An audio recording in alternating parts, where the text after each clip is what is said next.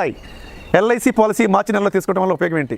మార్చి నెలలో పాలసీ తీసుకుంటే పోయిన ఏప్రిల్ 1వ తారీఖు నుంచి ఈ మార్చి 31 లోపు మీకు ఏ డేట్ కావాలంటే ఆ డేట్ని డేటింగ్ బ్యాక్ చేసుకునే అవకాశం ఉంది. అది మీ బర్త్డేనా, అమ్మగారి బర్త్డేనా, మీ నాన్నగారి బర్త్డేనా, మీ బర్త్డేనా, మీ బాబు బర్త్డేనా, మీ మేడం గారి బర్త్డేనా, ఏ రోజు కావాలంటే ఆ రోజు ట్యూన్ చేసుకొని ప్రతి సంవత్సరం ప్రీమియం అదే రోజు కట్టి డబ్బులు కూడా అదే రోజు తీసుకునే అవకాశం ఈ నెలలో ఉంది.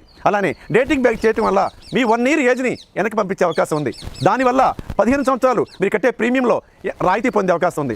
ఈ నెలలో చేస్తే ఇన్కమ్ ట్యాక్స్ ఎగ్జంప్షన్ తీసుకునే అవకాశం కూడా ఉంది. అలానే రేపు మెచ్యూరిటీ అప్పుడు కూడా 1 year ముందుగా డబ్బులు తీసుకునే అవకాశం ఇప్పుడు చేయడం వల్ల ఉంది.